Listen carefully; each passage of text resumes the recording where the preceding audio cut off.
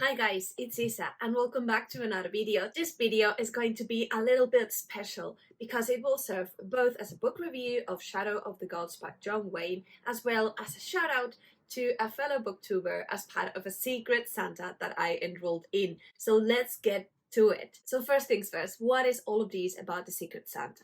I'm part of different Discord servers in which I enjoy talking and discovering a lot of people to mainly talk about books. And in one of these Discords, there was this amazing Secret Santa that I enrolled, and it was that you will be given one fellow booktuber to which you'll need to one, investigate and review a little bit. Second, read a book that this booktuber really loved. And three, just give it a shout out. And this will be kind of this small present to each of us. And so my Secret Santa of this year was Ponderings of Pete, which I think it was really lucky because I already knew him and I really like his content. He is specialized in adult fantasy. He's also reading a little bit of sci-fi. His channel has just passed the 500 subscribers. He also has a decent amount of reviews from self-published authors. So if you're also interested in that, go check Pete's channel. And while focusing on the challenge, right, on what is this book or what is the series that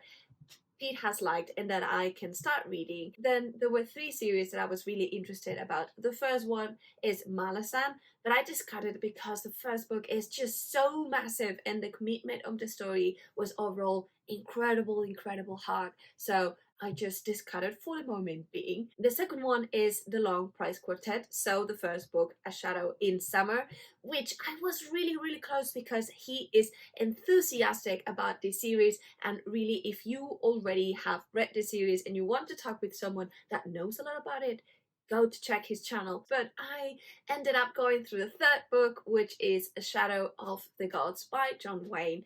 The reason why is that I really wanted to start getting into John Gwynne's, and I thought that this book that was released this year that had this amazing book cover, it has all this Norse environment and setting, it was just so compelling for reading it in December.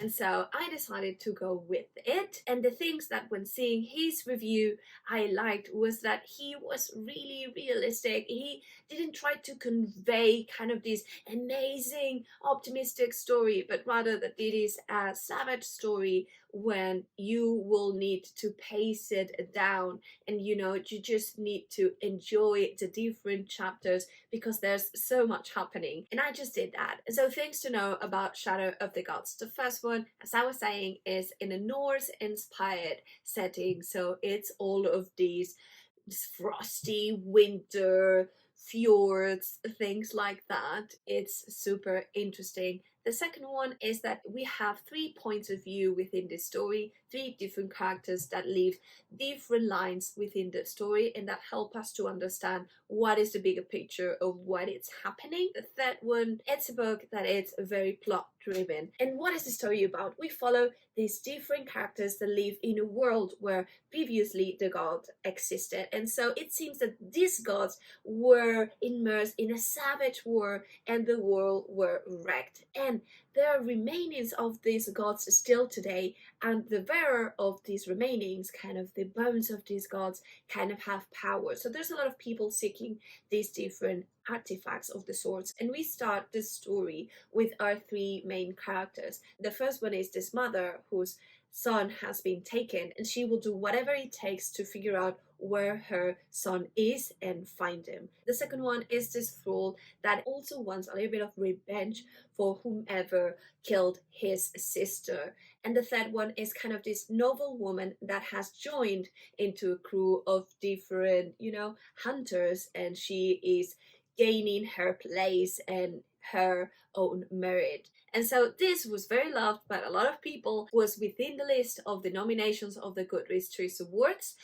And I definitely can see why a lot of people loved it. However, I wasn't really loving it as much as a lot of people did. The setting was really unique. I haven't read much of Norse inspired books, so I really enjoyed this setting, and also the writing style was really compelling, and the story that was happening, you know, there was so much going on, and we could see how the stakes are getting higher and higher and higher, and they were reaching points in which you were like, oh my god.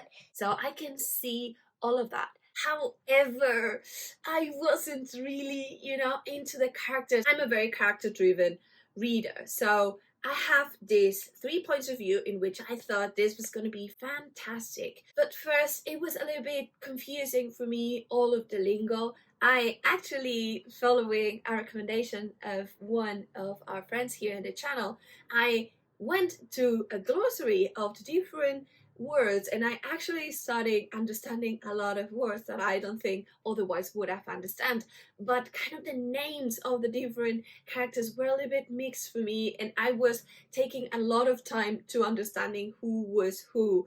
I was like, yes, this is the husband. No, this is the husband. And that was a little bit of Then the chapters were so short. There was a lot of things going on, but these things happened in, I don't know, 15 minutes, and I was just so picked in that story. But then the book had always these character 1, character 2, character 3, character 1, character 2, character 3. There were some parts in which that scheme changed, but it was mainly like this. So you were picking completely in one of the chapters, and then you were changing into other character, and so kind of the pace and the momentum was a little bit broken for me. And then I picked with another character and then broke it again, and then the third one, and when I came back to the first one, I was like